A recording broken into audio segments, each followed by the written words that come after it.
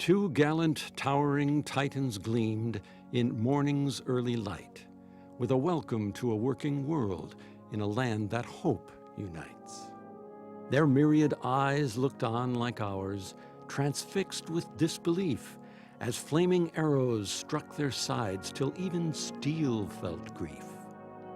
The raging fires recalled the time they first were forged to be the stalwart standards of New York, two pillars of liberty. What forger called the furnace hence? What next were they to be? No time to think of the afterlife or the pain of this savagery. They awoke to their call in this perilous fight, for you see, they had oft heard the song of the rocket's red glare, the bombs bursting in air, and knew they must still be strong. The twin sentinels held firm as long as they could to protect each fragile ward, though the fires that ripped through their very bowels left them battered and shattered and charred. And if hearts they had, they surely broke as they watched their dear charges fly from the shoulders of those who were tasked to protect. The whole world heard their audible cry. But as their eyes dimmed, they were let to behold what no others on earth could yet see. The angels who caught every soul ere it fell, which on wings of its own then flew free. At that they each gave a wrenching sigh. They had no more left to give. Their shame evoked one humble prayer: forgive, forgive, forgive. Then, one by one, those warriors brave sank as nobly to the earth as tons of concrete, steel, and glass could to still prove their worth. And as molten steel passed each undaunted heart of those heroes who'd all come to serve, it captured a beat from each precious one it so valiantly hoped to preserve. Does a tiny heart of steel still beat beneath the rubble deep? And will those Titans be recalled, or will they forever sleep?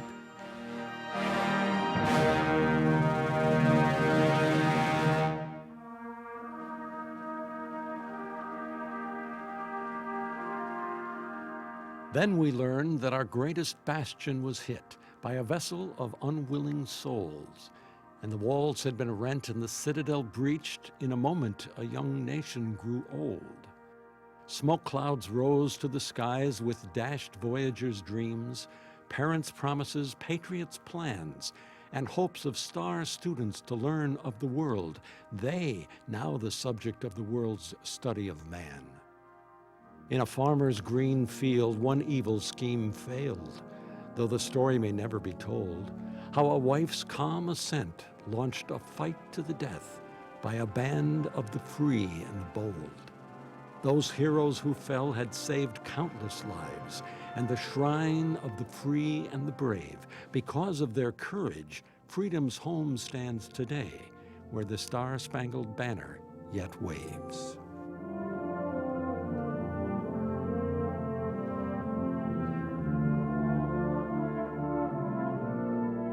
From far and from wide to the ends of the earth, we watch those beloved Titans fall, again and again, all the day and all night, till horror numbed our souls.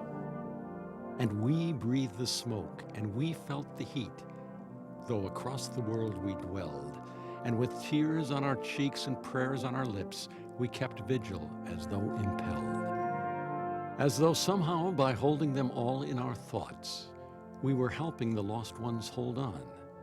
And by praying as hard as ever we'd prayed, we could comfort some lost mother's son. But as days wore on and hopes grew dim, our prayers took another bent.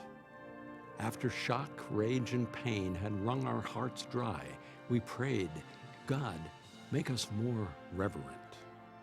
Let us hold life more dear, those both far and near. Let us truly bring peace to your earth.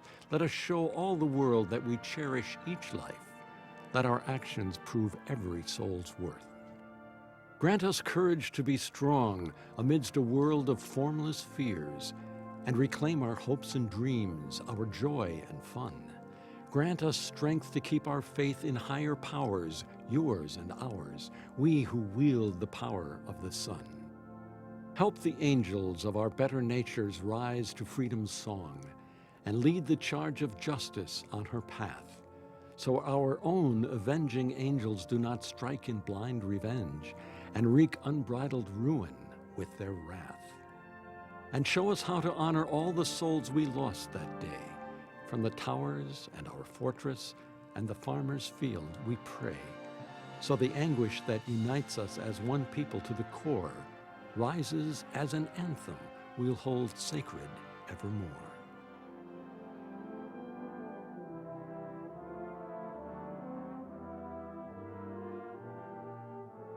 Looking up to the sky once brought moments of joy, trees and sunrise and birds overhead, and cloud-touching skyscrapers, steeples, and plains.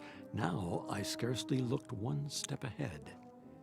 For our once gleaming cities were now dimmed by tears, and the soot turning day into night, and our great silver birds were abducted with force and hurled back at us like dynamite. The silence of fear held me tight in its grip. I lived grieving in war's aftermath. I heard no birds sing, saw no planes overhead, though I lived in a major flight path. Then one day, when my heart couldn't hold anymore, I sat out in the sunshine to pray. My heart stopped at the sound of a roar overhead. I looked up, just a plane on its way. The most beautiful plane that I'd ever seen, glinting silver and white in the sun. My heart leapt with joy at the glorious sight. In some great battle, freedom had won.